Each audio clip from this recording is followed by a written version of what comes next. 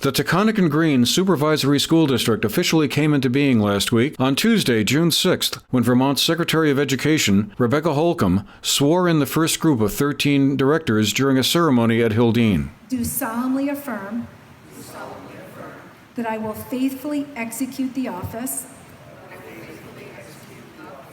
of the Director for the Taconic and Green Supervisory District.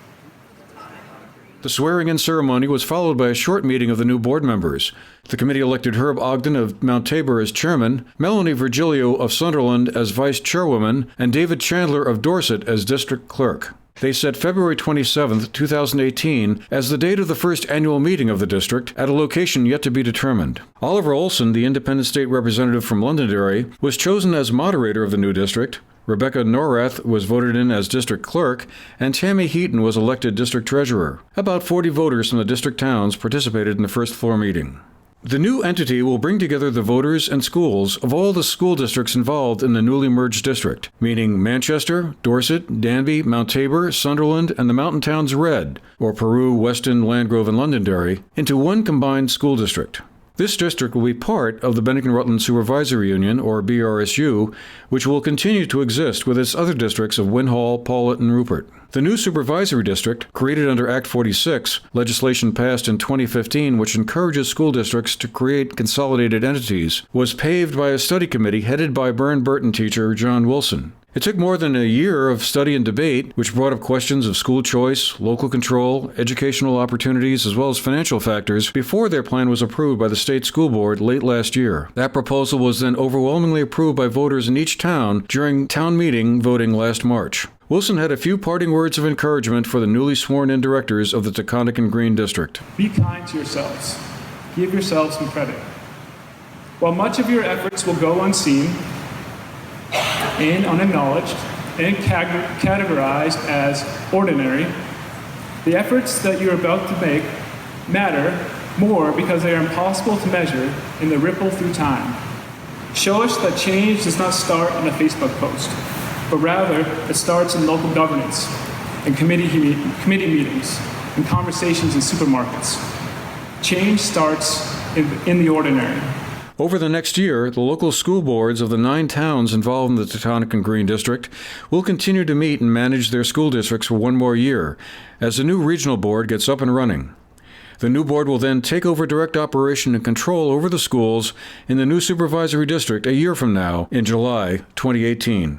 Secretary Holcomb added her remarks as well. Giving a community a supervisory district, while it comes with many concerns in some ways, it's a hard transition.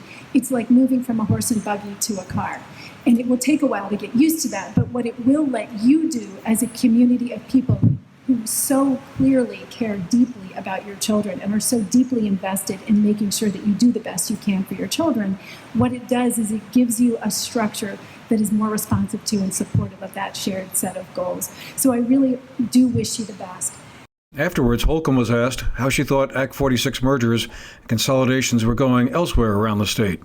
I think, if anything, we were surprised by how many systems moved very quickly and moved very successfully. So I think we actually we found that more systems, everyone started anxious and worried, but when people began to sit down at the table and talk about what they cared about, I think a lot more systems found common ground and were able to find ways to move together and leverage the larger community to really do more for each of their individual children and each of their individual communities.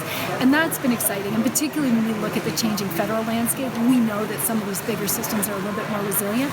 And so we're really optimistic about the positive and proactive work to try to make sure that we're ensuring a good future for our children. And we know it's going to look different in different communities. That's Vermont.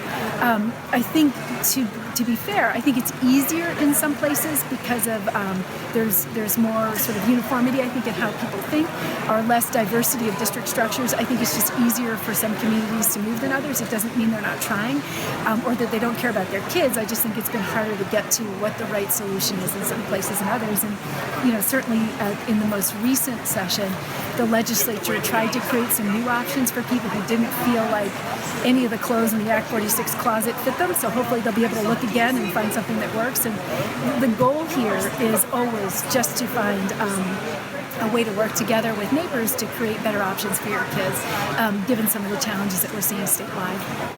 For the GNAT TV News Project, I'm Andrew McKeever.